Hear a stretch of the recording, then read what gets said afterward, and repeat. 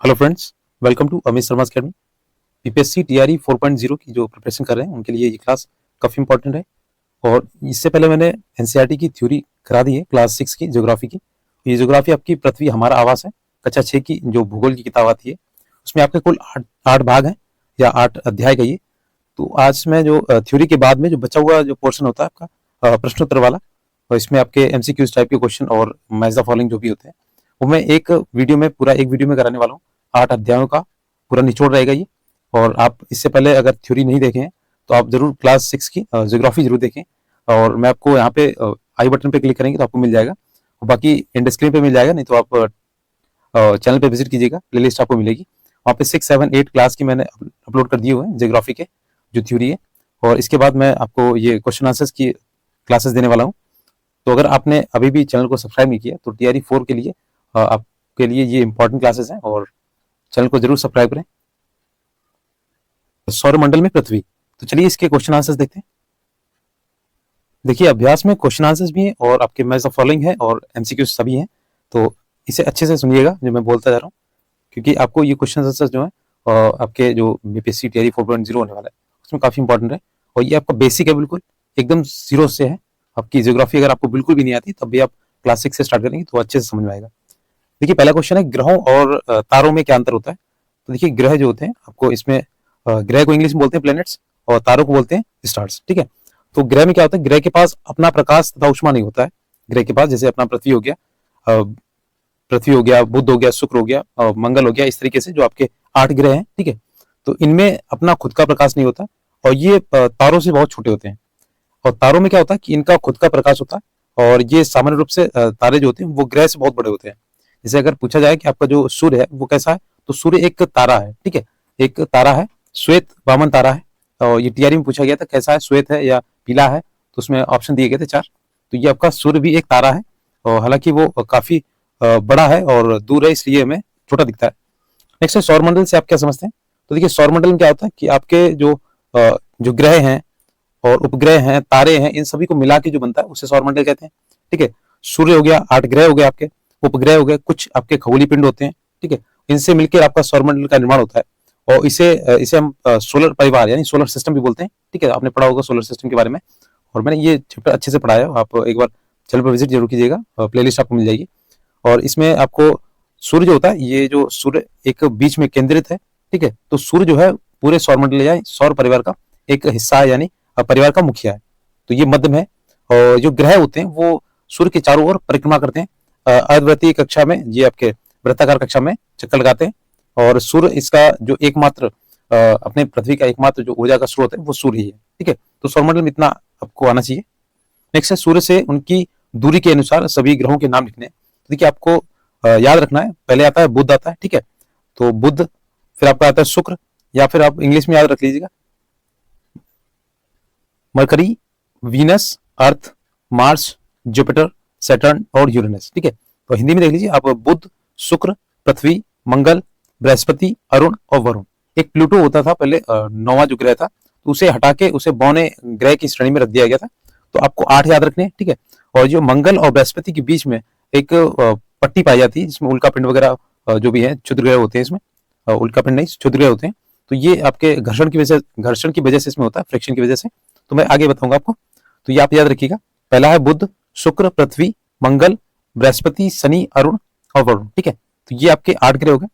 अब देखिए पृथ्वी को अद्भुत ग्रह क्यों कहा जाता है। तो देखिए अद्भुत ग्रह इसलिए बोलते हैं क्योंकि पृथ्वी पर देखिए जीवन की जो संभावना है वो अपने पृथ्वी में ही एकमात्र जो ग्रह है अभी तक जो खोज हुई तो इसी में है। और पृथ्वी पर इसमें जल की उपलब्धता के कारण इसमें जीवन भी पाया जाता है। ठीक है, और जो हमारे जीवन के लिए काफी उपयोगी है।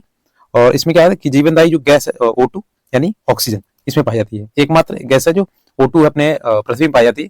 और बाकी जो दूसरे ग्रह हैं उसमें ऐसी गैसेस नहीं पाई जाती, ज्यादातर कार्बन डाइऑक्साइड होती है या NH3 होती है, इनकी मात्रा ज्यादा होती है। लेकिन अपने पृथ्वी पर सबसे ज्यादा जो है वैसे तो नाइट्रोजन है, क्योंकि 78% पाई जाती है, और आपके ऑक्सीजन जो है 21%। ये क्वेश्चन पूछा गया था टीआरई में कि ऑक्सीजन जो है वो कितनी परसेंटेज होती है अपने पृथ्वी में। तो ये क्लास 6 का ही क्वेश्चन है, मैं बताया भी था आपको। नेक्स्ट है, हम हमेशा चंद्रमा के एक भाग को ही क्यों देख पाते हैं। तो देखिए चंद्रमा जो है लगभग ये क्या करता है कि अपने पृथ्वी के चारों ओर चक्कर लगाता है, और जो चंद्रमा है वो अपने पृथ्वी का एक उपग्रह है, ठीक है, प्राकृतिक उपग्रह है। कृत्रिम उपग्रह वो होते हैं जो मानव द्वारा छोड़े जाते हैं, जैसे सैटेलाइट वगैरह होती हैं जो इंटरनेट के जो इंटरनेट हमें उपलब्ध कराती हैं, तो आपकी वो कृत्रिम सैटेलाइट्स होती हैं। लेकिन जो आपका मून है, चंद्रमा है, ये एक प्राकृतिक उपग्रह है और जो अपने पृथ्वी के चारों ओर चक्कर लगाता है। और देखिए अपना जो सूर्य के सूर्य नहीं, देखिए जो चंद्रमा है वो पृथ्वी के चारों ओर जब चक्कर लगाता है तो उसे 27 दिन लगते हैं, ठीक है, चक्कर लगाता है। अब देखिए एक तो परिक्रमा होती है, एक होता है घूर्णन। तो जो क्या जो चंद्रमा है वो घूर्णन भी उसने ही समय में करता है, तो इसलिए क्या होता है कि उसका एक ही भाग हमें दिखाई पड़ता है। आप समझ गए होंगे, यानी कि एक परिक्रमा करने में उसे 27 दिन लगते हैं, और परिक्रमण जो उसका होता है, एक घूर्णन होता है, एक परिक्रमण होता है, तो घूर्णन भी उसे उतने ही टाइम में करना पड़ता है। तो इस वजह से हमें एक भाग उसका दिखता है सिर्फ चंद्रमा का। तो इस वजह से दोनों प्रकार की गतियों को पूरा करने में जो समय लगता है वो एक ही होता है। इस कारण हम क्या करते हैं कि जो चंद्रमा का वो एक ही भाग देख पाते हैं। नेक्स्ट देखिए ब्रह्मांड क्या है। तो ब्रह्मांड क्या होता है कि जैसे आपने सोलर सिस्टम पढ़ा था, ठीक है, ऐसे ही लाखों करोड़ों के जो संख्या में जो सोलर परिवार होंगे अलग अलग तरीके की, तो उन सभी को मिला के क्या बनता है ब्रह्मांड, ठीक है। तो ब्रह्मांड क्या आता है, आपके तारे होंगे करोड़ों के हिसाब से होंगे, ठीक है, और गैसेज होंगी, काफी आकाशगंगाएं होंगी, और जैसे आपका सौर मंडल है तो काफी सौरमंडल मिला के एक आकाशगंगा का निर्माण करते हैं। तो अपनी अगर पूछी जाए कि आकाशगंगा कौन सी है, तो अपनी ये जो आकाशगंगा है वो मिल्की वे दुग्ध मेखला, ठीक है।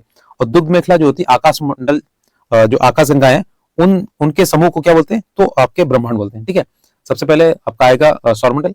सौरमंडल से भी छोटा क्या है, ग्रह है, फिर उपग्रह और जो भी आपके उल्का पिंड वगैरह है, उसके बाद सौरमंडल का निर्माण होता है। उसके बाद आपका आता है जो आकाशगंगा है, ठीक है। और आकाशगंगा के बाद में सबसे बृहत्तम जो रूप है वो है ब्रह्मांड का, ठीक है। यूनिवर्स इससे बनता है, इसमें लाखों के हिसाब से काफी तारे होते हैं, और आपके ग्रह तो बहुत छोटे होंगे इसमें, ठीक है। नेक्स्ट देखिए अगला जो क्वेश्चन है वो अपना, इसमें जो टिक द करेक्ट आंसर है उसके बारे में। देखिए किस ग्रह को पृथ्वी के जुड़वा ग्रह के नाम से जाना जाता है, यानी जो जुड़वा ग्रह यानी कि जो पृथ्वी के लगभग बराबर, यानी बहन ग्रह बोलते हैं इसे, ठीक है। भोर का तारा, सांझ का तारा, इसे कई नामों से जाना जाता है। तो ये अपना जो है वो शुक्र है, ये जो इसे बोलते हैं वीनस, ठीक है, वीनस बोलते हैं, और आपका मरकरी बोलते हैं बुध को, ठीक है। तो ये इसको कई नामों से जानते हैं, बहन ग्रह, भंगिनी ग्रह, और भोर का तारा, सांझ का तारा, इस तरीके से। नेक्स्ट देखिए सूर्य से तीसरा सबसे नजदीक ग्रह कौन सा है। तो सूर्य के सबसे नजदीक ग्रह कौन सा है, तो बुध है, यानी आपका मरकरी, ठीक है, इसे मरकरी बोलते हैं। फिर मरकरी के बाद आपका शुक्र, फिर आएगा पृथ्वी, ठीक है। तो ये क्रम से याद रखिएगा, कई बार पूछा जाता है।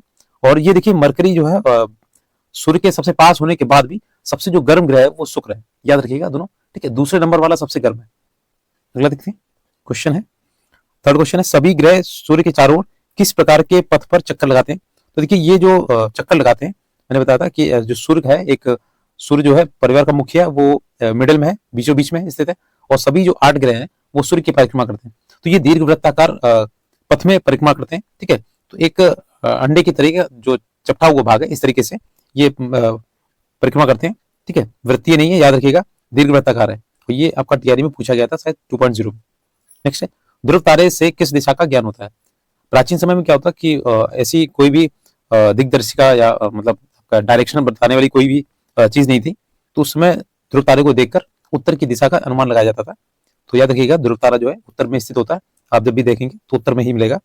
नेक्स्ट है, क्षुद्र ग्रह किन कक्षाओं के बीच पाए जाते हैं। जैसे कि मैंने अभी बताया था, मंगल और बृहस्पति, मंगल और बृहस्पति के बीच में जो पट्टी होती है, इनके बीच में जो क्षुद्र ग्रह होते हैं वो एक घर्षण की वजह से इनके बीचों बीच में पट्टी बन जाती है, इस तरीके से। तो याद रखिएगा मंगल और बृहस्पति, ठीक है, मार्स और जुपिटर। नेक्स्ट है, अब यहाँ पे फिलिंदा ब्लैंक्स है, आपके खाली स्थान भरना है, ठीक है। तो देखिए तीसरे का, इसमें पूछा गया आपका का एक समूह जो विभिन्न प्रतिरूपों का निर्माण करता है उसे क्या बोलते हैं। तो देखिए तारों का एक समूह होता है, ठीक है, और ये विभिन्न प्रतिरूपों का निर्माण करता है, उसे क्या बोलते हैं, तारामंडल बोलते हैं, ठीक है। तो ये याद रखिएगा, तारे जो होते हैं वो ग्रहों से बड़े होते हैं। जो सूर्य है वो भी एक तारा है, और काफी दूर होने की वजह से हमें वो छोटा दिखता है। नेक्स्ट है, तारों की वह बहुत बड़ी प्रणाली को क्या बोलते हैं, तो आकाशगंगा बोलते हैं, ठीक है। मैंने अभी बताया था, तारे हो गए, आपके ग्रह हो गए, उपग्रह हो गए, उल्कापिंड हो गए, इन सभी से क्या बनता है, आपकी आकाशगंगा बनती है। तो अपने जो सबसे नजदीक जो आकाशगंगा जिसमें हम रह रहे हैं उसे बोलते हैं मिल्की वे, यानी कि दुग्ध मेखला, याद रखिएगा। और ऐसी हजारों लाखों के हिसाब से जो आकाशगंगा मिलकर बनाती है तो क्या बनती है, ब्रह्मांड बनता है। नेक्स्ट देखिए, 4th नंबर क्वेश्चन है, पृथ्वी के सबसे करीब कौन सा है? तो अभी मैंने बताया था जो पृथ्वी के सबसे करीब क्या है, वैसे तो चंद्रमा है, ठीक है। इसमें ये नहीं पूछा गया ग्रह कौन सा है या उपग्रह नहीं पूछा गया। तो उपग्रह देखेंगे तो सबसे नजदीक में जो है वो चंद्रमा है, क्योंकि प्राकृतिक उपग्रह है। और अगर वैसे ग्रह की बात करी जाएगी तो अपना जो शुक्र है, भंगनी ग्रह या पृथ्वी का दोस्त, पृथ्वी की बहन कही गई है, तो वो ग्रह के हिसाब से सबसे नजदीक है। और अगर ऐसे देखा जाए तो आपका जो उपग्रह है यानी कि चंद्रमा, वो सबसे पास में। नेक्स्ट है 5th नंबर क्वेश्चन, देखिए इसमें देखिए सूर्य से तीसरा सबसे नजदीक ग्रह कौन सा है? तो देखिए सूर्य से तीसरा यानी कि अपना पृथ्वी है, ठीक है। मरकरी, वीनस, अर्थ, ये तीसरे नंबर का है। नेक्स्ट क्वेश्चन देखिए 6th नंबर, ग्रहों के पास अपनी तो क्या होती है? ऊष्मा तथा प्रकाश नहीं होता है, ठीक है। अभी मैंने बताया था ग्रह और तारों में अंतर क्या है। तो ग्रहों के पास ना तो ऊष्मा होती है और ना ही प्रकाश होता है, और तारों के पास क्या होता है? अपना प्रकाश होता है, जिससे हम लोग, जैसे सूर्य जो है अपना खुद का प्रकाश होता है इसके पास, इससे हम लोग क्या होता है? प्रकाशित होते हैं, उनके माध्यम से ही हमारे पृथ्वी पे जो प्रकाश आता है, नहीं तो अंधेरा रहेगा। तो ये आपके देखिए क्वेश्चन आंसर थे कुछ। और ये जो है आओ कुछ करके देखें, तो ये एक एक्टिविटी है जो बच्चों को आपको करानी है जब आप टीचर बनेंगे, बीपीएससी टीचर। नेक्स्ट देखिए अगला जो चैप्टर है, सेकंड चैप्टर, ग्लोब तथा अक्षांश और देशांतर रेखाएं जो है, मैंने बहुत अच्छे तरीके से समझाया था पिछले जो थ्योरी क्लास थी उसमें, तो आप जरूर देखेंगे आगे। चलिए दूसरा अभ्यास है, जो दूसरा अध्याय है, ग्लोब तथा अक्षांश रेखाएं जो भी आपकी हैं। तो इसमें देखिए पृथ्वी का सही आकार क्या है? फर्स्ट का पहला क्वेश्चन है, पृथ्वी का जो है वो सही आकार क्या है? तो देखिए हमारी जो पृथ्वी है पूर्ण रूप से गोलाकार नहीं है, मतलब पूरा गोलाकार नहीं, एक अंडे के समान है, यानी कि उत्तरी और दक्षिणी ध्रुव में क्या है? थोड़ा सा चपटा है, इस तरीके से, इस तरीके से, ठीक है। सही से नहीं बना है, ठीक है। तो थोड़ी सी चपटी है और बीच के हिस्से में थोड़ा सा मोटा है, ठीक है। बीच के हिस्से में दूरी ज्यादा है, और जो ध्रुव है यानी कि नॉर्थ पोल और साउथ पोल, यहाँ पे थोड़ा सा चपटापन है। तो इस वजह से ये एक तरीके के शेप के आकार समझ लीजिए, या अंडे के आकार की समझ लीजिए, तो आप ये समझिएगा। नेक्स्ट ग्लोब क्या है? तो देखिए ग्लोब क्या है? एक पृथ्वी का एक ऐसा काल्पनिक रूप है जो हम लोगों ने छोटा करके अपने जैसे लाइब्रेरी में रखते हैं या स्कूलों में रखते हैं, तो वहां पे रख लेते हैं। तो उससे क्या होता है, हमें उसकी जो पृथ्वी के इतने बड़े रूप को जानने में दिक्कत होती है, तो उसका एक प्रतिरूप यानी कि उसकी नकल एक तरीके का होता है ग्लोब। और इसमें क्या होता है कि आपके देश, महाद्वीप और महासागर, इन सभी का चित्र बना होता है, और उनका एक पैमाना होता है। यानी मान लीजिए अगर आपके वास्तविक दूरी किसी स्थान की यानी 1000 किलोमीटर है, तो उसे हम मैप के माध्यम से सिर्फ 1 सेंटीमीटर दर्ज करेंगे, ठीक है। तो वहां पे पैमाना लिखा होता है 1 सेंटीमीटर इक्वल टू 1000 किलोमीटर, इस तरीके से तो पैमाना होता है। आपके ग्लोब में नहीं होता, उसमें आपके जो मानचित्र होते हैं उसमें होता है, ठीक है। और ग्लोब में क्या होता है, ये एक अंडे कार जैसा अपनी पृथ्वी है उसके समान दिखता है, और इसमें आपके जो भी पर्वत पठार, महाद्वीप वगैरह हैं, उनके सबके आकृतियां बनी होती हैं। और कलर भी पूछा जाता है, और महासागरों का कलर क्या होता है, महाद्वीपों का कलर क्या होता है, इस तरीके से तो याद रखिएगा। नेक्स्ट देखिए, और इसे नेक्स्ट है आपका कर्क रेखा का अक्षांशीय मान क्या है? तो देखिए कर्क रेखा जो है आपके पृथ्वी के जैसे मध्य में आपका भूमध्य जो आपकी 0 डिग्री इक्वेटर है, यानी भूमध्य रेखा है, और इसके ऊपर आपकी आती है कर्क रेखा, इसी की जस्ट नीचे होती है आपकी मकर रेखा। जो कर्क रेखा होती है वो 23.5 डिग्री जो नॉर्थ में होती है, और इसके नीचे जो आता है 23.5 डिग्री साउथ में, ये होती है आपकी मकर रेखा, ठीक है। तो ये आपकी होती है कैंसर यानी कर्क रेखा, और ये नीचे वाली होती है मकर रेखा यानी कैप्रिकॉर्न, ठीक है, याद रखिएगा दोनों। और ये होती है आपकी 0 डिग्री इक्वेटर, ठीक है, भूमध्य रेखा होती है। तो आपकी इसमें पूछा गया कर्क रेखा का अक्षांश सीमा, तो 23.5 डिग्री ये आपकी उत्तरी अक्षांश यानी नॉर्थन वाला हो गया भाग, उसमें होती है, ठीक है। तो आपने कई बार सुना हो कर्क संक्रांति और मकर संक्रांति, तो अपने भारत में मनाई जाती है। नेक्स्ट देखिए, पृथ्वी के 3 ताप कटिबंध कौन से? तो 3 ताप कटिबंध आपको पता होंगे, मैंने बताया भी था। देखिए एक आता है आपका उष्ण, ठीक है, उष्ण होता है आपका, एक होता है आपका शीतोष्ण, ठीक है, ये जहां पे लिख नहीं पा रहा मैं बता दे रहा हूँ, शीतोष्ण। फिर आपका होता है एक शीत कटिबंध, ठीक है। ये आपके 3 कटिबंध होते हैं, उष्ण कटिबंध, शीतोष्ण कटिबंध और शीत कटिबंध, याद रखिएगा तीनों। और मैंने इसे थ्योरी में अच्छे से समझाया, यहाँ पे नहीं बता पाऊंगा। अगर देखिए अक्षांश तथा देशांतर रेखाएं क्या होती है, तो देखिए अक्षांश क्या होती है, वे काल्पनिक रेखा है जो पूरब से पश्चिम, आप देखेंगे जैसे आपका पृथ्वी ये बना पूरब और ये पश्चिम है, ठीक है। पूरब और पश्चिम के आपके देखिएगा इसमें विषुवत रेखा के समानांतर, जैसे आप यहाँ पे 0 डिग्री इक्वेटर खींचेंगे तो इस तरीके से आपकी बनेगी, ठीक है। तो ये होती है आपकी अक्षांश रेखाएं जो लेटी हुई होती है, लैटिट्यूड इसे इसीलिए इंग्लिश में बोलते हैं लैटिट्यूड। और इसमें पूछा गया आपकी देशांतर, तो जो देशांतर रेखा होती है आपके नॉर्थ पोल और साउथ पोल के समानांतर जो खड़ी हुई यानी लॉन्गिट्यूडनल जो लाइंस होती हैं वो आपकी होती है देशांतर रेखाएं, ठीक है। तो आप इसे समझ लीजिएगा अच्छे से। और ये आपका टीआरई में पूछा भी जाता है, कई बार पूछा गया था। इसमें देशांतर के बीच में अंतर कितना होता है, और 1 डिग्री कितने मिनट के बराबर होता है, तो 4 मिनट के बराबर होता है, ठीक है। याद रखिएगा, 4 मिनट बोला जाता है इसमें। नेक्स्ट देखिए, ऊष्मा की सबसे अधिक मात्रा उष्ण कटिबंध क्यों प्राप्त करता है? देखिए 6 नंबर क्वेश्चन है, यहाँ पे देखिएगा, जो कर्क रेखा और मकर रेखा के बीच सभी अक्षांश पर सूर्य होता है, वर्ष में एक बार दोपहर में सिर के ठीक ऊपर होता है, ठीक है। और इसमें क्या होता है, इसलिए चित्र में सबसे ज्यादा क्या होती है, गर्मी पड़ती है। तो देखिए यहाँ पे जैसे चित्र के माध्यम, आपके चित्र के माध्यम से यहाँ देखिए, ये आपकी कर्क रेखा और ये आपकी मकर रेखा है, ठीक है। तो यहाँ पे ऊष्मा की सबसे अधिक मात्रा इसके बीच में होती है, उष्ण कटिबंध, ठीक है, इसे उष्ण कटिबंध बोलते हैं। फिर ये आता है आपका दूसरा वाला भाग, इसे बोलते हैं शीतोष्ण कटिबंध, ठीक है, इस तरीके से। और जो सबसे नीचे होता है पोल वाला हिस्सा, ये तो इसे बोलते हैं आपके शीत कटिबंध, ठीक है। ये आपका शीतोष्ण हो गया, और इसके नीचे वाला होता है, ये होता है आपका शीत कटिबंध, ठीक है। याद रखिएगा, 3 कटिबंध मैंने बताए थे आपको, ठीक है, उस तरीके से। और यहाँ पे आपकी क्या होती है, सूरज की किरणें जो होती है वो लंबवत पड़ती है, तो वर्ष में एक बार पड़ती है सीधे ऊपर सिर के ऊपर, इस तरीके से। नेक्स्ट देखिए, जब भारत में शाम के 5:30 बजते हैं, तब लंदन में दोपहर के 12 क्यों बजते हैं? तो देखिए, एक आपके प्रमुख यामोत्तर जो एक रेखा है वहां की लंदन में, तो ग्रीनविच एक टाइम है वहां पे, तो वहां पे एक मानक समय मान लिया गया था लंदन के बीचों बीच से जो निकलती है, तो उससे जो भारत है अपना, वो 5 घंटे यानी प्लस 5:30 आवर्स जो है हमेशा आगे रहता है, ठीक है। अगर यहाँ के शाम के 5:30 बजे होंगे, तो लंदन में पीछे अगर आप जाएंगे 5 घंटे 5:30 घंटे, तो वहां पे 12 बजेंगे, ठीक है। तो आप ऐसे समझ लीजिए, वहां पे जो भारत में जैसे अपने मानक समय जो है, भारत में अगर देखेंगे तो एक नैनी के, इलाहाबाद के नैनी से गुजरती है 82.5 डिग्री, ठीक है, 82.5 डिग्री, इसे हमने एक मानक समय मान लिया, ठीक है। क्योंकि हमें दिक्कत होती थी टाइम जोन के हिसाब से, क्योंकि अरुणाचल प्रदेश और गुजरात के बीच में काफी डिस्टेंस है, और इसमें क्या होता है कि सूर्योदय यहाँ पे होता है वो 2 घंटे बाद यहाँ पे दिखता है, तो इसलिए हमने 82.5 डिग्री इसे अपना मानक समय मान लिया।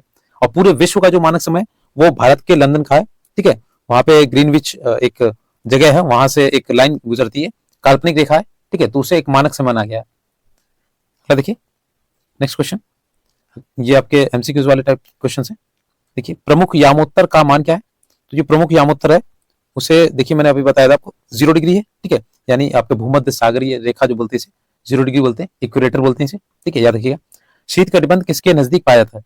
तो शीत कटिबंध मैंने बताया था जो सबसे लास्ट में होता है, यहाँ पे ध्रुवों में, यहाँ पे शीत कटिबंध होता है। और ये वाला भाग जो होता है, ये वाला, ये आपका शीतोष्ण होता है, ठीक है, ये वाला आपका शीतोष्ण होता है, और ये वाला आपका शीत होता है, सबसे जो ध्रुवों पर होता है। और बीच वाला जो भाग होता है, ये वाला, ये आपका होता है उष्ण कटिबंध, ठीक है, यहाँ पे सबसे ज्यादा गर्मी पड़ती है। अगला देखिए, ये ध्रुवों पर हो जाएगा, ऑप्शन नंबर का वाला। नेक्स्ट है, देशांतरों की कुल संख्या कितनी है? तो ये आपका टीआरई में पूछा गया था। तो देशांतर की जो कुल संख्या है 360 है, याद रखिएगा, बहुत पूछा जाता है, ठीक है। देशांतर कौन सी होती है? जो आपके लॉन्गिट्यूडनल होती है, जो आपकी लंबी लंबी होती है। और अक्षांश क्या होती है? जो लेटी हुई होती है, यानी लेटीट्यूड उसे बोलते हैं, तो आप ट्रिक के माध्यम से याद कर सकते हैं। नेक्स्ट है, दक्षिण ध्रुव व्रत किससे आपका जो है वो स्थित है? तो कहाँ पे स्थित है? तो आपका दक्षिणी गोलार्ध में होगा, ठीक है, सॉरी, दक्षिणी व्रत जो स्थित है वो आपके, देखिए मैं क्लियर कर देता हूँ, ये आपका दक्षिणी गोलार्ध होगा।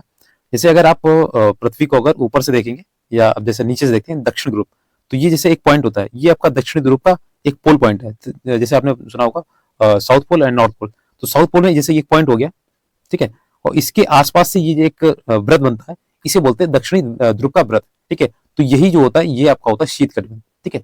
ये यहाँ से देखेंगे इस तरीके से पृथ्वी बनेगी, तो यहाँ पे भी एक उत्तर में भी होगा, ठीक है, एक पॉइंट होगा, वहां पे नॉर्थ पोल होगा, उसी के आसपास का जो क्षेत्र है शीत कटिबंध, यानी कि ये आपका उत्तरी ध्रुव व्रत कहलाता है। इसी हिसाब से आपका दक्षिण में दक्षिणी गोलार्ध का दक्षिण ध्रुव व्रत कहलाता है। नेक्स्ट है कि ग्रिड किसका जाल होता है? तो देखिए, ग्रिड जो है आपके अक्षांश, यानी जो समानांतर रेखाएं खींची जाती हैं इस तरीके से, ठीक है, जो समानांतर रेखाएं होती हैं, और आपके देशांतरी यामोत्तर, ये आपकी जो मेन लाइन होती है, इनका एक जाल होता है, ठीक है, इस तरीके से। अगला देखिए, यहाँ पे आपके फ्रेंड ऑफ लाइन्स है, और देखिए मकर रेखा जो आपकी है, मकर रेखा, और 22.5 डिग्री मैंने बताया था, सॉरी 23.5 डिग्री, यहाँ पे देखिए मकर संक्रांति जो मनाई थी 23.5 डिग्री, ये आपके दक्षिण में पाई जाती है, दक्षिणी अक्षांश में। और भारत का जो मानक यामोत्तर है वो 82.5 डिग्री है, ठीक है, 82.5 डिग्री। और भारत के इलाहाबाद में एक नैनी जगह है, वहां से होकर गुजरती है। और ये आपका देखिए पूर्व में है, तो ये आप ईस्ट कर लीजिएगा, ठीक है, 82.5 डिग्री ईस्ट में। नेक्स्ट है 0 डिग्री यामोत्तर को क्या बोलते हैं? तो ये प्रधान यामोत्तर बोलते हैं, प्रधान मध्याह्न रेखा, यानी मेरिडियन टाइम इसे बोलते हैं। नेक्स्ट है, देशांतरों के बीच की जो दूरी होती है किस तरफ घटती जाती है? तो देखिए, आपके ये ध्रुवों पर घटती जाती है, देशांतरों की जो दूरी होती है, जिस तरीके से आप बनाएंगे तो ये आपके इस तरीके से। तो यहाँ पे देखिए सबसे ज्यादा जो दूरी होती है वो बीच में, यानी भूमध्य सागर पे होती है, भूमध्य रेखा पर, सागर पर नहीं, भूमध्य रेखा पर होती है, और सबसे जो कम होती है वो ध्रुवों पर हो जाती है। ठीक है, अगला देखिए, उत्तर ध्रुव व्रत जो होता है वो आपका कहाँ पे, तो ये आपके गोलार्ध में स्थित है, और दक्षिण जो आपका ध्रुव व्रत है मैंने बताया था दक्षिण में। ठीक है, जो जहां पूछा जाएगा वो वहीं रहेगा। नेक्स्ट देखिए, ये आपका सेकंड चैप्टर कंप्लीट हो गया। अगला चैप्टर है पृथ्वी की गतियां। ये भी चैप्टर मैंने अच्छे से पढ़ाया, आप जरूर देखेंगे। है ना, पृथ्वी के अक्ष का जो झुकाव कोण है वो क्या है, तो देखिए सूर्य और जो आपका पृथ्वी है, इसके जो सूर्य की परिक्रमा करती है तो ये थोड़ा सा झुकी हुई है, तो इसका जो झुकाव कोण है 66.5 डिग्री, याद रखिएगा 66.5 डिग्री ये आपकी झुकी हुई है, और उसी झुके कोण पर ये पूरे सूर्य का चक्कर लगाती है। नेक्स्ट है घूर्णन और परिक्रमण को परिभाषित कीजिए। तो देखिए घूर्णन क्या होता है, घूर्णन अपनी धुरी पर घूमना, जैसे आपने लट्टू देखा होगा, लट्टू जो होता है वो अपनी एक पॉइंट पे घूमता रहता है, उसे घूर्णन बोलते हैं। ठीक है, परिक्रमण क्या होता है, जैसे बीच में सूर्य है और पृथ्वी इसके चारों चक्कर लगाती तो इसे परिक्रमण बोलते हैं। ठीक है, घूर्णन में पृथ्वी जो है वो 24 घंटे का टाइम लेती है और ये एक घूर्णन करती है, और जो पूरे आपके सूर्य का जो चक्कर लगाती है एक साल में, तो वो आपका परिक्रमण काल होता है। ठीक है, तो आपका ये क्लियर होगा। ठीक है, लीप वर्ष क्या है, तो लीप वर्ष आपने पढ़ा होगा कई बार, और 366 दिन होते हैं जब, यानी कि फरवरी जो होती है वो आपकी 28 की ना होकर 29 हो जाती है, एक दिन बढ़ता है 4 साल में। तो ये 4 साल में जब एक दिन बढ़ता है, ये आपके 365 की जगह पे ये आपका एक जो होता है इंक्रीज होता है इसमें, तो 366 दिन हो जाते हैं। ठीक है, तो 4 साल में, हर 4 साल में होता है, याद रखिएगा। और आपका देखिए जो 4 से डिवाइड हो जाती है ना, वो आपका लीप वर्ष कहलाता है। तो देखिए 2024 है ना, तो 24 लास्ट वाला 4 से डिवाइड होगा, ये आपका लीप वर्ष है, जिसमें आपका फरवरी जो है 29 दिन की थी, याद रखिएगा, और हर 4 साल में होता है। नेक्स्ट क्वेश्चन देखिए, उत्तर तथा दक्षिण आयनातों में अंतर बताइए। तो देखिए याद रखिए, इसमें जो आपका उत्तर आयनात होता है वो 21 जून को होता है, उत्तरी गोलार्ध में जो 21 जून होता है, इसमें आपका जो उत्तरी गोलार्ध में होता है, इसमें क्या होता है, सबसे लंबा दिन होगा और रातें छोटी होंगी, यानी डे जो होता है वो आपका लंबा होगा और रातें यानी नाइट्स होती हैं वो छोटी होती हैं। ठीक है, और इसमें क्या होता है कि आपका इसी का अपोजिट दक्षिणी गोलार्ध में क्या होगा, दिन जो होगा वो छोटा होगा और रातें लंबी होगी। ठीक है, याद रखिएगा, और सबसे लंबी इसमें रात होंगी। पृथ्वी की इस अवस्था को क्या बोलते हैं, उत्तर आयनात बोलते हैं। अब दक्षिणी आयनात में क्या होता है, ये इसी में आपका हो जाएगा 22 दिसंबर, याद रखिएगा 22 दिसंबर को क्या होता है कि ये आपका दक्षिणी गोलार्ध में दिन होगा लंबा, यानी डे होगा सबसे इंक्रीज में, यानी सबसे बड़ा होगा, और रातें सबसे छोटी होंगी। और इसी का जो अपोजिट करेंगे 22 दिसंबर को ही, तो ये आपके उत्तरी गोलार्ध में इसमें उल्टा हो जाएगा, यहाँ पे दिन जो हो जाएगा आपका छोटा और रातें हो जाएंगी बड़ी। ठीक है, इसे बोलते हैं दक्षिणी आयनात। तो आप समझ गए होंगे, अगर नहीं समझ आया तो आप एक बार पीछे बैक कर लीजिएगा, अच्छे समझ लीजिएगा।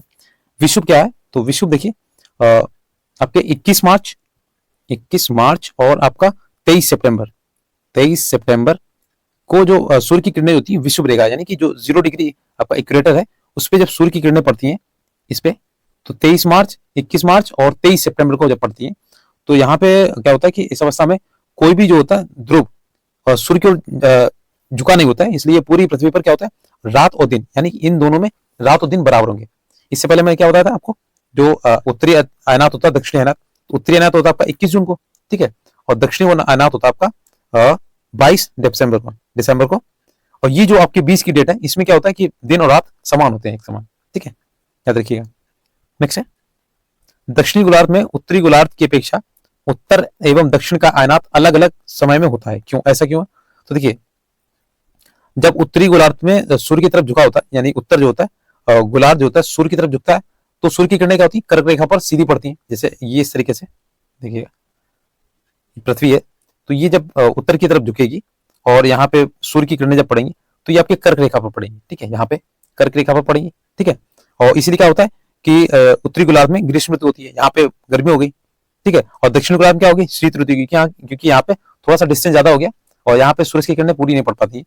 ऐसे क्या होता है, दक्षिण गोलार्ध में जब शीत ऋतु होती है तब क्या होता है कि दक्षिण गोलार्ध में जैसे सूर्य की किरणें, अगर मान लीजिए इसे थोड़ा सा चेंज करके बना दिया इस तरीके से, और ये आपका जो भाग है ये झुका हुआ दिख गया इसमें सूर्य के पास में, तो यहाँ क्या होगा, जो दक्षिण गोलार्ध की सूर्य की किरणें जब इसमें पड़ेंगी मकर रेखा पर, यहाँ पे मकर रेखा होती है, मैंने बताया था, और यहाँ पे आपकी कर्क रेखा होती है, तो मकर रेखा पर सीधी पड़ेंगी तो इसमें क्या होता है, यहाँ पे आपकी गर्मी होगी और यहाँ पे आपकी सर्दी होगी। ठीक है, तो इस तरीके से इसमें आयनात आपके समय अलग अलग होता है, और 21 जून और 22 दिसंबर वाला कॉन्सेप्ट आप समझ गए होंगे, इस वजह से ये भी दिक्कत होती है इसमें। ठीक है, और जो एक जो डेट मैंने बताई थी दोनों में कॉमन होती है, जिसमें क्या होता है आपका इक्वेटर पे सूर्य की किरणें पड़ती है तो आपका जो दिन और रात वो एक समान होती है। अगला देखिए, ध्रुवों पर लगभग 6 महीने का दिन एवं 6 महीने की रात होती है। ऐसा क्यों होता है? तो देखिए सूर्य की जो किरणें होती है, जैसे उत्तरी गोलार्ध में जब उत्तरी गोलार्ध के ऊपर झुका होता है, तो पृथ्वी अपने अक्ष पर झुकने के कारण क्या करती है, उत्तरी ध्रुव पर लगातार 6 महीने यहाँ पे दिन बना रहेगा। जैसे यहाँ पे सूर्य किरणें मान लीजिए यहाँ पे है, ठीक है, तो ये यहाँ पे पूरी पड़ेंगी 6 महीने, क्योंकि ये ऐसा झुका रहता है 66.5 डिग्री, मैंने बताया था ये अक्ष पर झुकी रहती है। तो यहाँ पे 6 महीने रात होगी, सॉरी 6 महीने दिन होगा, और दक्षिण ध्रुव पे इसका प्रकाश नहीं मिल पाएगा, तो 6 महीने रात होगी। इसी का अपोजिट अगर करेंगे, यहाँ पे अगर सूरज आएगा, सूरज कहीं नहीं जाता, पृथ्वी जब घूमती है इस तरीके से, तो सूर्य की किरणें जब दक्षिण पे पड़ेंगी, तो इसमें क्या होगा, 6 महीने के दिन होगा, और यहाँ पे उत्तरी गोलार्ध में नहीं पड़ पाएंगे, तो 6 महीने की रात होगी। इस तरीके से इनमें अपोजिट डायरेक्ट वो होता है आपका, ठीक है। नेक्स्ट देखिए, टिक द करेक्ट आंसर है इसमें। देखिए पृथ्वी की जो होता है सूर्य के चारों ओर की गति को क्या कहा जाता है? तो सूर्य के चारों ओर मैंने बताया था आपको, अगर पृथ्वी अपनी तरफ घूमेगी तो उसे घूर्णन बोल देंगे, ठीक है, रिवॉल्यूशन। और परिक्रमा बोलेंगे, ये आपका परिक्रमण काल, यानी पृथ्वी एक साल में घूमती है, 366 दिन लगते हैं, 365 दिन भी लगते हैं, ठीक है। एक दिन जो बढ़ता है वो 4 साल में बढ़ता है। फरवरी जो होती है 28 से 29 की हो जाती है, याद रखिएगा। नेक्स्ट है सेकंड क्वेश्चन, सूर्य की सीधी किरणें विषुव वृत्त पर किस दिन पड़ती हैं? तो देखिए आपका मैंने बताया था 21 मार्च और आपका बताया था 23 सितंबर, ठीक है, 21 मार्च और 23 सितंबर को याद रखिएगा। 21 जून को कर्क रेखा पर, 22 दिसंबर को मकर रेखा पर। ये डेट बहुत याद रखिएगा, बहुत बार पूछा जाता है और इसमें काफी कंफ्यूजन होता है। नेक्स्ट देखिए, थर्ड क्वेश्चन है, गर्मी में क्रिसमस का पर्व कहाँ मनाया जाता है?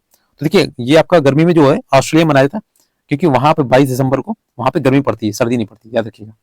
अगला देखिए, सॉरी 22 दिसंबर नहीं, 25 दिसंबर, ठीक है, ध्यान रखिएगा, अभी आपका क्रिसमस आने वाला है। अगला देखिए, ऋतुओं में परिवर्तन पृथ्वी की किस गति के कारण होता है? तो जो ऋतुओं में परिवर्तन होता है वो आपके परिक्रमण काल के कारण होता है। जैसे ये आपका पृथ्वी, ये आपका सूरज है बीच में, पृथ्वी जब यहाँ होती है इस तरीके से, तो ये 4 मौसम इसी तरीके से बदलते हैं, ठीक है, याद रखिएगा, 4 मौसम होते हैं पृथ्वी पे। अगला देखिए, एक लीप वर्ष में दिनों की संख्या कितनी होती है? तो मैंने बताई थी 366 होती है, ठीक है, और उसका कारण भी बताया था किस वजह होती है। अगला है सेकंड क्वेश्चन, पृथ्वी की प्रतिदिन की गति को क्या बोलते हैं?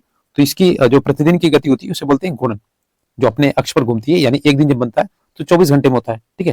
अगला देखिए, थर्ड क्वेश्चन है, पृथ्वी सूर्य के चारों ओर किस कक्षा में? तो ये एक स्थिर कक्षा में घूमती है, पृथ्वी जो है सूर्य के चारों ओर एक स्थिर कक्षा में घूमती है। नेक्स्ट है फोर्थ क्वेश्चन, 21 जून को सूर्य की किरणें जो होती है वो कर्क रेखा पर, कैंसर जो रेखा उसे बोलती जाती है, कैंसर लाइन बोलती है, सीधी पड़ती है। नेक्स्ट है फिफ्थ क्वेश्चन, शीत ऋतु में दिन क्या होते हैं? छोटे होते हैं, ठीक है, दिन जो होते हैं छोटे, आपने देखा सर्दियों में दिन छोटे होते हैं और रातें क्या होती है? बहुत लंबी होती है। नेक्स्ट देखिए, अगला क्वेश्चन, अगला चैप्टर देखते हैं, तो जो है वो मानचित्र के लिए, तो ये आप थ्योरी जरूर पढ़िएगा, तभी आपको ये क्वेश्चन आंसर समझ आएंगे। देखिए मानचित्र में पहला क्वेश्चन है, इसका जो क्वेश्चन आंसर है, इसमें पहला चिन्ह क्वेश्चन है, मानचित्र 3 घटक कौन से होते हैं? तो आपने कई बार पढ़ा होगा, मानचित्र के 3 जो घटक होते हैं, बहुत पूछा जाता है। एक तो होता है आपका दूरी, ठीक है, एक आपका होता है दिशा यानी डायरेक्शन, ठीक है, और एक आपका होता है प्रतीक, यानी जो उसमें चिन्ह बने होते हैं वो प्रतीक होते हैं, ठीक है। तो ये 3 चीजें होती हैं, बहुत इंपॉर्टेंट है।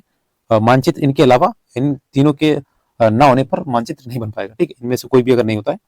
अगला देखिए, प्रधान दिग्ग बिंदु कौन से होते हैं? तो प्रधान जो दिग्ग बिंदु आपको 4 पता होंगे, ईस्ट वेस्ट नॉर्थ साउथ, ठीक है, east west north and south, ठीक है, तो ये है आपके 4। अगला देखिए, मानचित्र के पैमाने से आप क्या समझते हैं?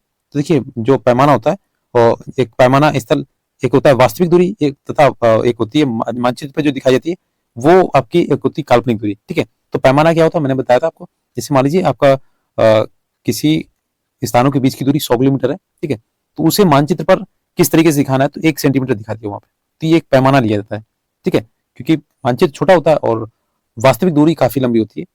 अगला देखिए फोर्थ क्वेश्चन, ग्लोब की अपेक्षा मानचित्र अधिक सहायक होते हैं क्यों?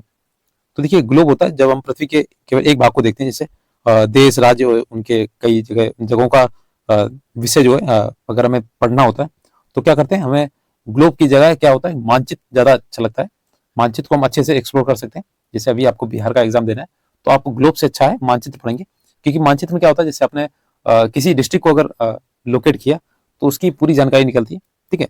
आप गूगल मैप का जब सहारा लेते हैं तो आप जूम करेंगे तो जितना जूम होगा उतने ही उसकी जो जानकारियां हैं वो खुलती जाएंगी, तो ये मानचित्र इसीलिए उपयोगी होते हैं। अगला देखिए, मानचित्र एवं खाका के बीच अंतर क्या बताइए इसमें?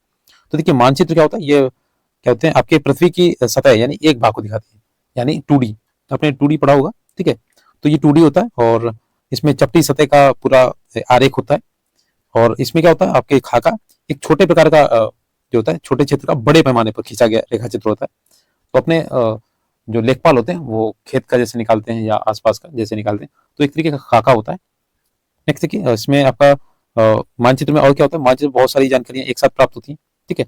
लेकिन खाके में क्या होती है, उतनी जगह पे जानकारी प्राप्त होती है, जैसे आपने एक एरिया या टाउन की निकाली तो उतनी निकलती है। और इसमें आपके खाके में लंबाई चौड़ाई का यूज किया जाता है, और इसमें आपके मानचित्र में क्या होता है, इसमें प्रतीक का यूज करते हैं, ठीक है, जिसे भी प्रतीक में दिखाना हो। अगला देखिए, कौन सा मानचित्र विस्तृत जानकारी प्रदान करता है। तो देखिए, आपके बड़े पैमाने के जो होते हैं मानचित्र वो ज्यादा जानकारी देते हैं। जैसे अगर आप भारत की जानकारी लेंगे तो पूरा आपको भारत का मानचित्र ढूंढना पड़ेगा, और या फिर आप एटलस में देखते हैं तो उसमें काफी जानकारी होती है, पूरा पूरा महाद्वीप दिखाया जाता है, ठीक है।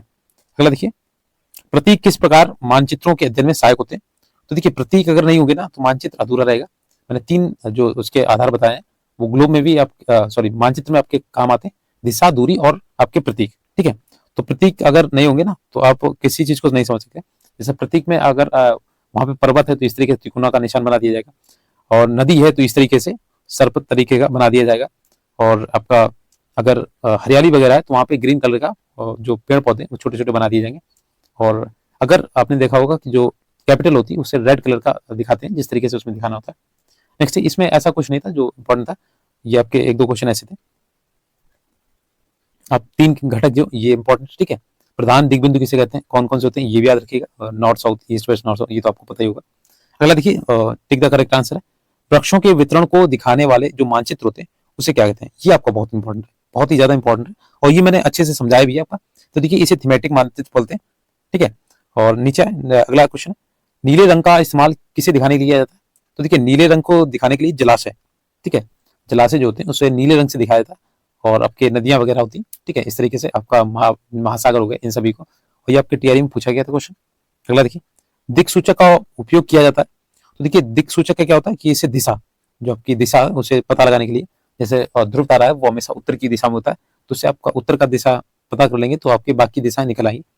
नेक्स्ट है, पैमाना आवश्यक है। तो देखिए, पैमाना जो फोर्थ है ये आपके मानचित्र के लिए काफी इंपॉर्टेंट है, क्योंकि आपको छोटी दूरी को बड़ी दूरी को छोटे पैमाने पर दिखानी है, तो ये आपके मानचित्र के लिए काफी इंपॉर्टेंट है। अगला जो चैप्टर है, 5th चैप्टर है, पृथ्वी के प्रमुख परिमंडल। तो चलिए इसके क्वेश्चन आंसर देखते हैं। पृथ्वी के प्रमुख जो परिमंडल है उससे पहला क्वेश्चन देखिए, पृथ्वी के 4 जो प्रमुख परिमंडल कौन से हैं। तो ये भी मैंने आपको बताए थे। देखिए, भूमंडल हो गया आपका, ठीक है, जलमंडल, एक वायुमंडल, एक जीवमंडल। तो ये आपके 4 प्रमुख परिमंडल है। जीव मंडल या जैव मंडल बोलिए। जो जैव मंडल है वो इन तीनों का सम्मिलित रूप होता है, यानी स्थल मंडल हो गया, भूमंडल को आप जो है स्थल मंडल भी बोल सकते हैं, ठीक है, स्थल मंडल हो गया। और आपका एक आता है जलमंडल, ठीक है, और फिर आपका आता है वायुमंडल, और इन तीनों को जो समेटे हुए है यानी कि आपका जैव मंडल यानी जीव मंडल जो भी बोल सकते हैं आप। तो ये आपके 4 परिमंडल हैं। पृथ्वी के प्रमुख महाद्वीपों के नाम लिखने हैं, तो आप देखिए क्रम से याद रखिएगा जो मैं बताने वाला हूँ। आपका एक हो गया एशिया पहला, ठीक है, फिर आपका अफ्रीका, ठीक है, एशिया अफ्रीका, फिर आपका आता है उत्तरी अमेरिका यानी नॉर्थन जो अमेरिका है, ठीक है, और फिर आपका आता है दक्षिणी अमेरिका, ठीक है, और आपका फिर हो गया आपका यूरोप और ऑस्ट्रेलिया और अंटार्कटिका, ठीक है। तो ये आपके 7 महाद्वीप है, 7 को याद रखिएगा, एशिया, अफ्रीका, उत्तरी अमेरिका, दक्षिणी अमेरिका और आपका ऑस्ट्रेलिया, मैंने यूरोप बोला था ना, यूरोप, ऑस्ट्रेलिया और अंटार्कटिका। तो आपकी 7 महाद्वीप है, और इन्हें अच्छे से याद रखिएगा। और इसमें कई बार क्वेश्चन होते हैं जो इसके जैसे महाद्वीप है उसका जो इंपॉर्टेंट चीजें हैं, जैसे उनकी नदियां हैं, पर्वत हैं, पठार हैं, और उसमें जो सबसे बड़ा देश कौन सा है, छोटा कौन सा देश है। तो इस तरीके से ज्योग्राफी में काफी पूछा था क्वेश्चन। तो मैं आपके जो चैप्टर्स हैं वो धीरे धीरे करा रहा हूँ, उसमें सब चीज जानकारी, सभी जानकारी मैं आपको देने वाला हूँ। तो इसलिए एनसीईआरटी इतना इंपॉर्टेंट है क्योंकि ये आपको एक बेसिक नॉलेज देता है एक तरीके से। अगर आप नहीं भी जानते होंगे तब भी आप पढ़ेंगे, अच्छे से समझ में आएगा। अगला देखिए, 2 महाद्वीपों के नाम लिखिए जो पूरी तरह से दक्षिणी गोलार्ध में स्थित है। तो देखिए, आपको पता है एक तो अंटार्कटिका हो गया, ठीक है, ये पूर्णतः दक्षिणी गोलार्ध में, और ये आपका ऑस्ट्रेलिया यहाँ पे जो पड़ता है थोड़ा सा उठा हुआ यहाँ पे है, और एक गोल तरीके का है ऑस्ट्रेलिया, तो ये नीचे सबसे छोटा महाद्वीप है, ठीक है। अगला देखते हैं, वायुमंडल की विभिन्न परतों के नाम लिखने। तो ये आपका टीआरई में पूछा भी गया था। इसमें ऐसा क्वेश्चन था कि वायुमंडल में वायु किस मंडल में उड़ते हैं, ठीक है। देखिए, वायुमंडल की जो परतें हैं सबसे पहले आपकी आती है ट्रोपोस्फीयर, फिर स्ट्रेटोस्फीयर, ठीक है, मीजोस्फीयर, फिर आयनोस्फीयर और एक्सोस्फीयर, ठीक है। तो हिंदी में बता रहा हूँ, ट्रोपोस्फीयर यानी क्षोभ मंडल, समताप मंडल, मध्य मंडल, आयन मंडल और फिर आपका बहिर्मंडल यानी एक्सोस्फीयर, बहिर्मंडल। तो याद रखिएगा।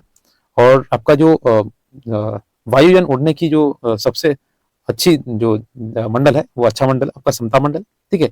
इसी समता मंडल में आपके ओजोन गैस पाई जाती है, O3, ठीक है, जो परावैंगनी किरणों से हमारी रक्षा करती है। ये मैं बहुत अच्छे से समझा चुका हूँ, आप चैनल पर विजिट कीजिएगा, इसकी प्लेलिस्ट मिल जाएगी आपको।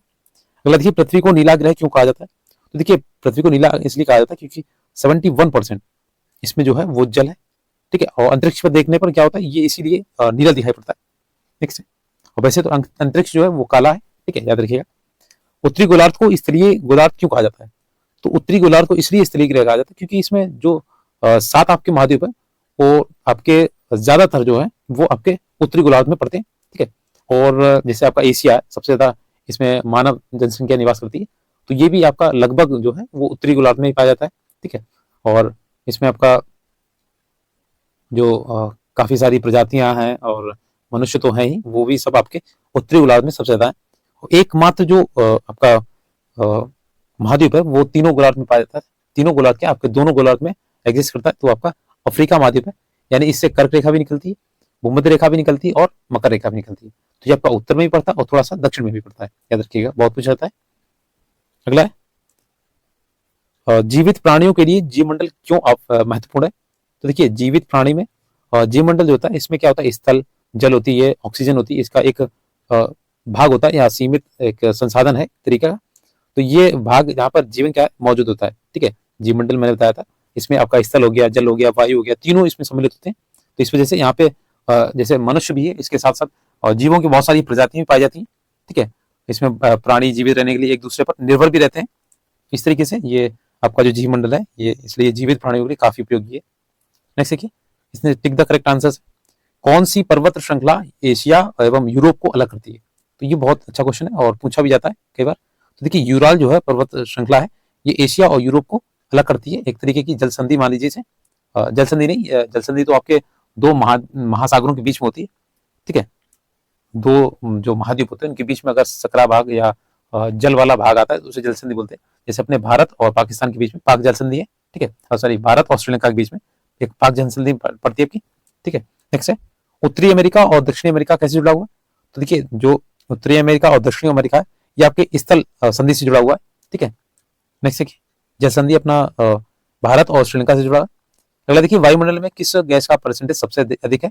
तो नाइट्रोजन का 78% है, ऑक्सीजन का 21% है, कार्बन डाइऑक्साइड का 0.03% है, याद रखिएगा।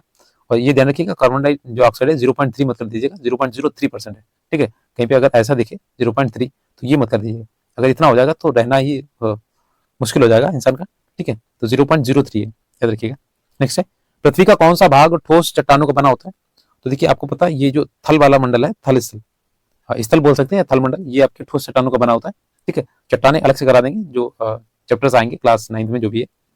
नेक्स्ट है, सबसे बड़ा जो महाद्वीप है कौन सा? तो मैंने बताया था सबसे क्रम से याद रखिए, एशिया, अफ्रीका, फिर आपका उत्तरी अमेरिका, दक्षिणी अमेरिका, यूरोप, फिर आपका आता है अंटार्कटिका और ऑस्ट्रेलिया, सबसे लास्ट का सबसे छोटा ऑस्ट्रेलिया है।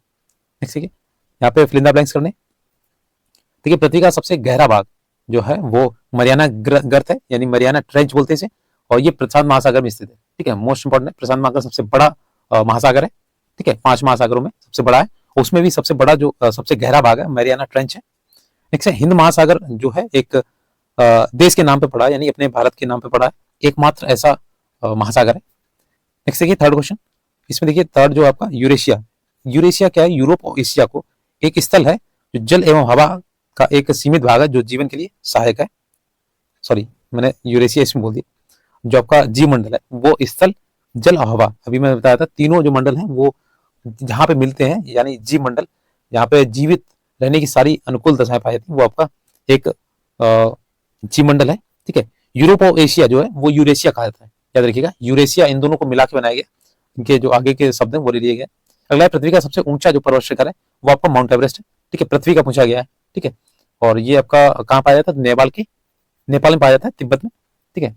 अगला देखते हैं, चैप्टर नंबर 6 है पृथ्वी के प्रमुख स्थल रूप। चलिए इसके क्वेश्चन आंसर देते हैं। सबसे पहला जो क्वेश्चन है, पृथ्वी के जो आपके प्रमुख स्थल रूप कौन कौन से होते हैं?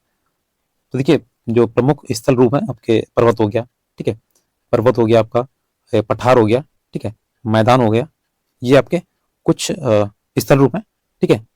मैदान यहाँ पे लिखना है, ठीक है, मैदान हो गया। तो ये आपके 3 ऐसे रूप हैं जो स्थल रूप में पाए जाते हैं। अगला देखिए, पर्वत और पठार में क्या अंतर होता है?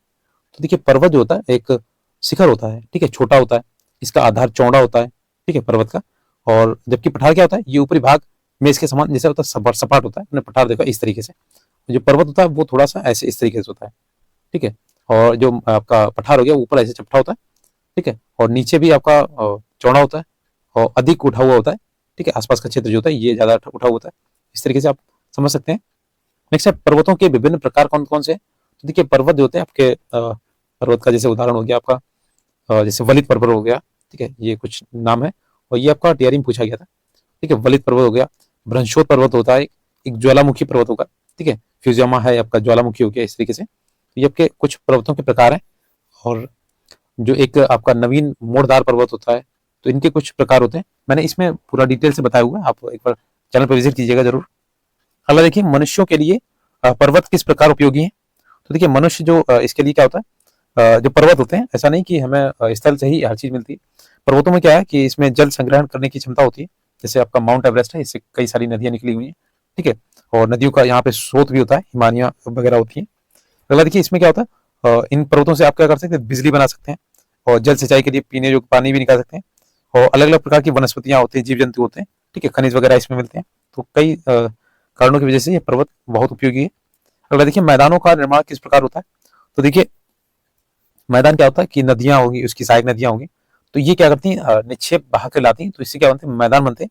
और नदियां पर्वतों के ढलान पर नीचे की ओर बहती हैं, ठीक है, तो इसमें क्या होती है, अपरदित करती है उन्हें। और इस तरीके से अपरदित करते हुए कई सारी मिट्टी और कंकड़ पत्थर लेके अपने साथ लेके आती हैं, बालू सिल्ट हो गया, घाटियां हो गई, तो ये निक्षेप लेकर आती हैं और इन निक्षेपों से क्या होता है, एक मैदान बन जाता है, ठीक है। तो ये अपना जो गंगा का मैदान है वो इसी तरीके से बना हुआ है। अगला देखिए नदियों द्वारा निर्मित मैदान सघन जनसंख्या वाले होते हैं, क्यों, ऐसा क्यों है। तो देखिए जबकि नदियां होती हैं जैसे मैदान है बहुत अधिक उपजाऊ होते हैं, ठीक है, इनके द्वारा जो सिल्ट लाए जाते हैं और जो पत्थर बालू लाए जाते हैं ये काफी उपजाऊ होते हैं, ठीक है। तो यहाँ पे क्या होता है, परिवहन के साधन भी निर्माण करना इसमें हो गया है, ठीक है। इसलिए क्या होता है कि मैदान विश्व के सबसे अधिक जो जनसंख्या इसी में निवास करती है, मैदानों में, और इन्हें पानी की सुविधाएं भी इसमें ज्यादा मिल जाती हैं। हम ऊंचाई वाले इलाकों में ज्यादा नहीं रह सकते, ठीक है, तो मैदान इसीलिए इंपॉर्टेंट रहते हैं। पर्वतों में जनसंख्या कम होती है, ऐसा क्यों। तो देखिए पर्वत जो होते हैं ये इसमें क्या होती है, एक तो जलवायु सबसे ज्यादा कठोर होती है, ठीक है, और पर्वतों पर रहना मुश्किल होता है। और वहां पे देखिए मौसम होता है वो हमेशा ठंडा रहता है, ठीक है। पर्वतों का धरातल जो होता है खड़ी एकदम खड़ी ढलान का होता है और इसमें कृषि आप कर ही नहीं सकते हैं, ठीक है, बहुत ही कम होता है। नेक्स्ट देखिए क्वेश्चन आंसर्स, पर्वत पठारों से भिन्न होते हैं, ऐसा क्यों। तो देखिए आपका मैंने बताया था इसमें क्या होता है, ऊंचाई की वजह से क्या होता है, पर्वत और पठारों में अंतर होता है। इसमें पर्वत आपके तिकोने टाइप के होते हैं और पठार होते हैं ऊपर से थोड़े से चपटे होते हैं, ठीक है, और इनकी जो ऊंचाई होती है पर्वतों की वो ज्यादा होती है और पठारों की अपेक्षा ज्यादा होती है। नेक्स्ट है हिमानी कहाँ पाई जाती है। तो देखिए हिमानी होती है पर्वतों में पाई जाती है। नेक्स्ट देखिए थर्ड क्वेश्चन, दक्कन पठार कहाँ स्थित है। तो दक्कन पठार ये आपके भारत में स्थित है, ठीक है, और बताइए किस राज्य में स्थित है अगर आपको पता। नेक्स्ट है फोर्थ नंबर, यांगसे नदी कहाँ बहती है। तो यांगसे नदी जो है आपके चीन में प्रवाहित होती है यानी बहती है, ये चीन की नदी है। फिफ्थ क्वेश्चन है, यूरोप की एक महत्वपूर्ण पर्वत श्रृंखला कौन सी है। तो यूरोप की एक अल्प्स पर्वत श्रृंखला है और आपके रॉकीज ये आपके उत्तरी अमेरिका में पाया जाता है, ठीक है, एंडीज ये आपके दक्षिणी अमेरिका में पाया जाता है। अगला देखिए फिल इन द ब्लैंक्स है, समतल भूमि वाले विस्तृत क्षेत्र को क्या कहते हैं। तो देखिए इसे मैदान कहते हैं, अभी बताया था। हिमालय एवं अल्प्स जो है किस पर्वत के उदाहरण, तो ये पठार पर्वतों के उदाहरण है, सॉरी पठार नहीं, ये युवा वलित पर्वतों के उदाहरण है, हिमालय और अल्प्स पर्वत। और जो आपका अरावली है वो आपका नवीन जो पर्वत है उसका उदाहरण है। और ये जो वलित होते हैं ये वलय के कारण बन जाते हैं, यानी जो आपका हिमालय है और अल्प्स पर्वत इसमें वलय पड़ने की वजह से ये पर्वत जो है उड़ जाते हैं। नेक्स्ट है थर्ड क्वेश्चन है, जो आपके क्षेत्र में खनिजों की प्रचुरता होती है। तो ये पठारों में आपके खनिज बहुत ज्यादा पाया जाता है, पठारों में जो सपाट होते हैं ऊपर से और नीचे से भी। नेक्स्ट फोर्थ नंबर क्वेश्चन है, पर्वतों का एक क्रम। तो पर्वतों का जो एक क्रम होता है उसे श्रृंखला बोलते हैं, जैसे आपके रॉकीज और जो पर्वतमाला एंडीज पर्वत श्रृंखला है बहुत बड़ी है, ठीक है, इस तरीके से। नेक्स्ट देखिए क्षेत्र कृषि के लिए सबसे अधिक उत्पादक क्षेत्र होते हैं, तो मैदानी क्षेत्र जो होते हैं कृषि के लिए सबसे उत्पादक होते हैं। अगला चैप्टर देखते हैं, 7 चैप्टर है हमारा देश भारत, इससे रिलेटेड जो भी क्वेश्चन आंसर्स हैं वो देखते हैं। देखिए हमारा प्यारा भारत, इसके क्वेश्चन आंसर देखते हैं इसमें जो भी आपके चैप्टर में। भारत को कितने भौतिक भागों में विभाजित किया जा सकता है, उनके नाम बताने। तो देखिए भारत को विभाजन कैसे कर सकते हैं, देखिए पहला आपका हिमालय हो गया, ठीक है, फिर उत्तरी मैदान आता है आपका, फिर आपका मारुस्थल जो आपका जो राजस्थान में पाया जाता है, राजस्थान गुजरात में मारुस्थल हो गया, फिर प्रायद्वीपीय पठार हो गया, ठीक है, तटीय मैदान हो गया ये आपके आसपास के, और फिर आपके जो द्वीप समूह है इस तरीके से, तो इन सभी को इस तरीके से बांटा गया। तो यानी आपके लगभग 6 भागों में बांटा गया। अगला देखिए, भारत की स्तरीय सीमा 7 देशों से जुड़ी है, उनके नाम बताने। तो आपको सभी को पता होगा 7 देश कौन कौन से। देखिए आपका जो पश्चिम में आपके हैं अफगानिस्तान और पाकिस्तान, ठीक है, इस तरीके से आपका भारत है, ठीक है। तो यहाँ पे पाकिस्तान हो गया और अफगानिस्तान हो गया। उत्तर में क्या है आपका चीन है, नेपाल है, भूटान है, और पूर्व में क्या हो गया बांग्लादेश और आपका म्यांमार है। तो आपके ये हो गए आपके 7 जो पड़ोसी देश हैं। जो श्रीलंका है वो आपका पड़ोसी देश में नहीं आता है, ठीक है, याद रखिएगा। नेक्स्ट देखते हैं, कौन सी 2 प्रमुख नदियां अरब सागर में गिरती हैं। तो देखिए जो आपके अरब सागर में गिरने वाली जो नदियां नर्मदा एंड ताप्ती, ठीक है, नर्मदा और ताप्ती 2 ही ऐसी नदियां जो आपके अरब सागर में गिरती हैं, बाकी इसकी सहायक नदियां भी हैं, छोटी छोटी नदियां गिरती हैं, ज्यादातर आपके बंगाली खाड़ी में भी गिरती हैं बहुत सारी नदियां। अगला देखिए जैसे आपका गंगा हो गया, ब्रह्मपुत्र हो गया, इस तरीके से। देखिए गंगा और ब्रह्मपुत्र के द्वारा बनाए गए डेल्टा का नाम क्या है, तो ये विश्व प्रसिद्ध है सुंदरबन डेल्टा, ठीक है, दोनों के मुहाने से बनता है। अगला देखिए ये आपकी बंगाल की खाड़ी में गिरती है, ठीक है। नेक्स्ट है, भारत में कितने राज्य तथा कितने केंद्र शासित प्रदेश हैं और किन 2 राज्यों की राजधानी एक ही है। तो देखिए कितने राज्य हैं, तो देखिए आपके 28 राज्य हैं, और पहले आपके 7 केंद्र शासित प्रदेश है, अभी कितने हो गए, 7 की जगह आपके 9 हो गए, ठीक है, इसमें 2 ऐड हुए हैं। तो आपको पता होगा जम्मू एंड कश्मीर और आपका लद्दाख, ठीक है, लेह लद्दाख, ये 2 ऐड होने के बाद में ये आपके 9 हो गई संख्या, और ये आपके 28 हो गई। तो आपने पहले देखा होगा 28 थे और फिर से 28 हो गए, तो ये चेंज इसलिए नहीं हुए थे, दादरा नागर हवेली और दमन दीव एक ही कर दिया गया था इसे उठा के, तो 2 कम हुए थे और 2 वही आपके बढ़ गए थे, मतलब उसी में 28 के 28 रह गए, और ये आपके 7 2 9 हो गए, याद रखिएगा। और 2 राज्यों की राजधानी जो एक है, तो आपको पता होगा पंजाब की राजधानी क्या है, चंडीगढ़ है, और हरियाणा की भी चंडीगढ़, याद रखिएगा, दोनों की, पंजाब और हरियाणा की दोनों की राजधानी है चंडीगढ़। नेक्स्ट उत्तरी मैदान में अधिक जनसंख्या में निवास करती है, ऐसा क्यों है। देखिए उत्तरी मैदान में क्या है आपका सिंधु और गंगा और ब्रह्मपुत्र, ठीक है, ये इन जो मेन नदियां हैं इनके द्वारा जो इनकी जो सहायक नदियां हैं वो क्या करती हैं, जलोढ़ निक्षेपों को बहा कर लाती हैं, और उससे क्या होता है मैदान बना है। तो ये मैदान जो है ना काफी उपजाऊ है, और ये उपजाऊ की वजह से यहाँ पे कृषि करने योग्य काफी अच्छी भूमि मिल जाती है। तो इस कारण से यहाँ पे जनसंख्या सबसे ज्यादा निवास करती है, और मैंने बताया भी था विश्व की सबसे ज्यादा जो जनसंख्या वो मैदानी इलाकों में ही निवास करती है। अगला देखिए, लक्षद्वीप को प्रवाल द्वीप क्यों कहा जाता है, ये आपका टीआरई 3 में आया था जो अभी एग्जाम हुआ था, ठीक है। तो प्रवाल द्वीप क्यों कहा जाता है, देखिए लक्षद्वीप में क्या होता है, छोटे छोटे समुद्र के अंदर जंतु के कंकाल से बना एक पॉलिप होता है, इसे क्या बोलते हैं प्रवाल द्वीप। तो इसलिए लक्षद्वीप में काफी सारे द्वीप हैं छोटे छोटे, तो उसे बोलते हैं प्रवाल द्वीप, तो इसलिए इसे द्वीप बोला जाता है, ठीक है। नेक्स्ट देखिए, इसमें tick the correct answer, Himalaya के सबसे दक्षिण भाग को क्या कहा जाता है, तो सबसे दक्षिणतम भाग है जो आपका शिवालिक है और सबसे नवीन है, याद रखिएगा। अगला देखिए, सह्याद्री को अन्य किस नाम से जाना जाता है, तो ये पश्चिमी घाट बोला जाता है इसमें, ठीक है, इस तरीके से ये आपका पश्चिमी घाट वाला इलाका है, इसे सह्याद्री बोलते हैं। नेक्स्ट है, पाक जल संधि किन 2 देशों के बीच स्थित है, तो देखिए ये अपने भारत और श्रीलंका के बीच में पाक जल संधि पाई जाती है, और एक मलक्का जल संधि भी होती है अपने।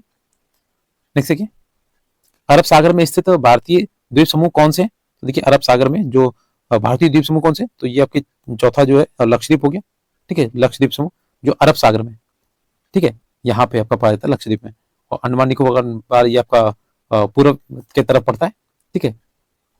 नेक्स्ट देखिए, भारत की सबसे पुरानी जो पर्वत श्रृंखला कौन सी है, तो 5th वाला देखिए अरावली, अरावली सबसे पुरानी है, और उस समय मैंने शायद नवीन बोल दिया था, तो ये जो अरावली है वो सबसे पुरानी है, क्योंकि ये आपकी खंडित है, बहुत ज्यादा टूटी फटी हुई है, ठीक है, हर जगह से कटी कटी है, ये अरावली जो है सबसे पुरानी पर्वत श्रृंखला है।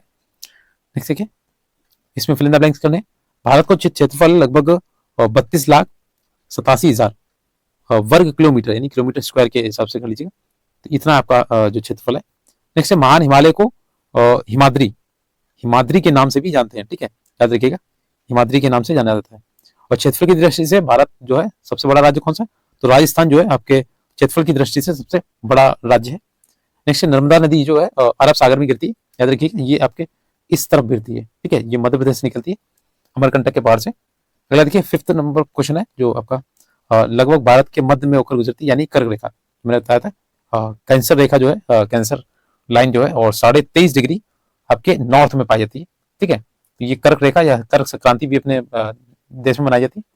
अगला देखिए, ये आपके मानचित्र के कार्य है वो 8th नंबर, भारत यानी भारत की जलवायु, वनस्पति एवं वन्य प्राणी के बारे में जो भी क्वेश्चन आंसर है वो देखेंगे। पहला जो क्वेश्चन है, कौन सी पवन भारत में वर्षा लाती है और ये इतनी महत्वपूर्ण क्यों है? तो देखिए, आपके मानसूनी जो पवन है भारत में वर्षा लाती है और भारत में जो कृषि है वर्षा पर ही निर्भर होती है। अच्छे मानसून का मतलब क्या होता है? पर्याप्त वर्षा हो रही है, प्रचुर मात्रा में फसलों का उत्पादन हो रहा है। नेक्स्ट देखिए, सेकंड क्वेश्चन है, भारत के विभिन्न मौसमों के नाम लिखिए। तो देखिए, आपके 4 तरीके के मौसम है। सर्दी हो गया, ठीक है, गर्मी हो गया, और आपका शरद यानी जो शरद हो गया, ठीक है, अक्टूबर नवंबर के महीने में होती है, और आपकी एक हो जाए आपका वर्षा। ठीक है, इस तरीके से आपके 4 मौसम है, याद रखिएगा। नेक्स्ट है प्राकृतिक वनस्पति क्या है? तो देखिए, जो घास, झाड़ियां, पेड़ पौधे जो बिना मनुष्य के हस्तक्षेप के जो उग जाते हैं अपने आप, तो उसे प्राकृतिक वनस्पति कहते हैं। नेक्स्ट है भारत में पाई जाने वाली विभिन्न प्रकार की वनस्पतियों के नाम बताने। देखिए, सबसे पहले आपका आता है जो कटिबंध होते हैं, उष्ण कटिबंध सदाबहार वन। ठीक है, सदाबहार वन हो गया आपका। फिर आपका आता है उष्ण कटिबंध पतझड़ वन आते हैं। ठीक है, पतझड़ एक आता है। और फिर आपका आता है आपका कटीली झाड़ियां होती हैं। ठीक है, और फिर आपका आता है पर्वतीय वन और मैंग्रोव वन। ठीक है, मैं दोबारा से बोल रहा हूँ, सदाबहार वन, ठीक है, और आपका पतझड़ वन और कटीली झाड़ियां होती हैं। ठीक है, और पर्वतीय वन होते हैं और मैंग्रोव वन। ठीक है, मैंग्रोव वन तो मैं लिख नहीं पाऊंगा, आपको बता दे रहा हूँ सिर्फ। अगला देखिए, सदाबहार वन तथा पतझड़ वन में क्या अंतर है? तो देखिए, सदाबहार वन और पतझड़ वन में क्या होता है कि सदाबहार वन अधिक घने होते हैं और सूर्य का प्रकाश होता है जमीन तक नहीं पहुंच पाता है। इस वजह से इनके बीच में एक होड़ जैसी लग जाती है और ये ज्यादातर लंबे होते चले जाते हैं। ठीक है, सूर्य के प्रकाश की वजह से काफी लंबे हो जाते हैं और उसको पाने के लिए। और ये क्या होते हैं, वर्ष में अलग अलग समय पर अपनी पत्तियां गिराते हैं। ठीक है, सदा बाहर रहते हैं, इसलिए वर्ष में अलग अलग समय पर गिराते हैं। और ये वन उन क्षेत्रों में पाए जाते हैं जहाँ सबसे अधिक वर्षा होती है। ठीक है, जैसे अंडमान निकोबार द्वीप समूह हो गया, उत्तरी पूर्वी राज्यों के कुछ भागों में भी ये आपके पाए जाते हैं और पश्चिमी घाट की सक्रिय में पाए जाते हैं। नेक्स्ट है इस देखिए, इनमें क्या होता है आपके जो इंपॉर्टेंट जो वृक्ष है, जैसे आपका हो गया महोगनी हो गया, काफी इंपॉर्टेंट है, पूछा जाता है। महोगनी एक हो गया, और एबोनी होता है, ये एबोनी, और आपका एक होता है रोजवुड। ठीक है, तो ये कुछ सदाबहार वन के प्रकार हैं। अगला देखिए, पतझड़ वन। तो पतझड़ वन क्या होता है? पतझड़ वन कम घने होते हैं और ये वन वर्ष में निश्चित समय पर अपनी पत्तियां गिरा देते हैं और देश के बहुत बड़े भाग में पाए जाते हैं। जैसे आपका मध्य प्रदेश हो गया, उत्तर प्रदेश हो गया, बिहार हो गया, झारखंड, उड़ीसा, महाराष्ट्र, छत्तीसगढ़, इन पे। और इन भागों में जो सबसे इम्पोर्टेंट पेड़ पौधे हैं वो आपके जैसे साल हो गया, ठीक है, सागौन हो गया, सागौन, और आपका सागौन की देखिए लकड़ी बहुत मजबूत होती है। ठीक है, पीपल हो गया, नीम हो गया, शीशम हो गया, इस तरीके से पतझड़ वन होते हैं। अगला देखिए, उष्णकटिबंधीय वर्षा वनों को सदाबहार वन क्यों कहा जाता है? तो देखिए, उष्णकटिबंधीय ये क्या होते हैं? ये वन वर्ष में अलग अलग समय पर अपनी पत्तियां गिराते हैं। ठीक है, और जिसके कारण क्या होता है, हमेशा ये हरे भरे दिखते हैं, तो इसलिए सदाबहार होते हैं और इन वनों को सदाबहार वन इसलिए कहा जाता है। और मैंने इसे एग्जाम्पल भी बताया था, एबोनी हो गया, रोजवुड हो गया, महोगनी हो गया।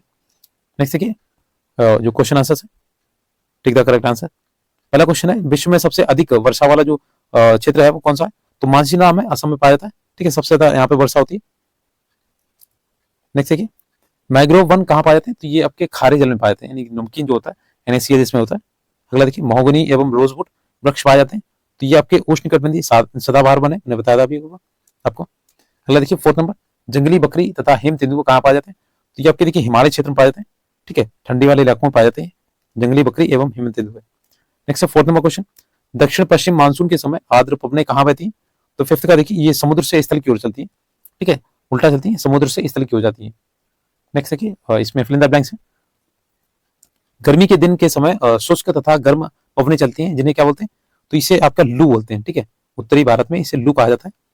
नेक्स्ट देखिए, सेकंड क्वेश्चन, आंध्र प्रदेश तथा तमिलनाडु में जो आपके लौटते हुए मौसम में बहुत अधिक मात्रा में वर्षा होती है, बहुत पूछा जाता है। ठीक है, ये लौटता हुआ मानसून होता है, ये आपके आंध्र प्रदेश और तमिलनाडु वाले इलाके में वर्षा करता है। जब ये जाता है ना यहाँ से दक्षिण भारत से, इसे केरल से होते हुए यहाँ जाता है, तब नहीं वर्षा होती जाता, और जब ये वापस आता है ना तो लौटता हुआ मानसून ये ज्यादा वर्षा करता है। नेक्स्ट थर्ड क्वेश्चन, गुजरात के जो एक गिर है, ठीक है, आपने पढ़ा होगा, गिर में क्या होता है? एशियाई शेरों का निवास है। ठीक है, और एक आपका इसमें यूपी में एक पेपर हुआ था, वहां पे पूछा गया था, तो जो जंगली गधे होते हैं वो आपके गुजरात में ही पाए जाते हैं, तो याद रखिएगा। अगला 4th नंबर क्वेश्चन, तो यहाँ पे देखिए सुंदरी जो होते हैं मैंग्रोव वन की एक प्रजाति है, और बहुत पूछा जाता है सुंदरी वन जो होते हैं वो मैंग्रोव वन है, ठीक है, उनकी प्रजातियां हैं। अगला देखिए मानसून वन भी कहा जाता है, तो जो आपके अभी बताया था मैंने, सदाबहार जो सॉरी पतझड़ वन होते हैं, उष्णकटिबंधीय पतझड़ वन, ये मानसूनी वन भी होते हैं, क्योंकि मानसून के हिसाब से ये पत्तियां गिराते हैं। तो ये आपके देखिए क्वेश्चन आंसर्स हो गए। मैंने 8 चैप्टर्स थे, वो मैंने सभी चैप्टर्स एक ही वीडियो में मैंने करा दिए। और इससे पहले आप थ्योरी जरूर देखिएगा। अगर आपने क्वेश्चन देख लिए, क्वेश्चन आंसर देख लिए, फिर भी आपको थ्योरी देखना बहुत जरूरी है, क्योंकि उसी से क्वेश्चन काफी आपको समझ में आएंगे। और अगर वीडियो अच्छा लगा तो प्लीज शेयर जरूर कीजिएगा फ्रेंड्स के साथ में, और मिलते हैं अगले वीडियो में। तब तक के लिए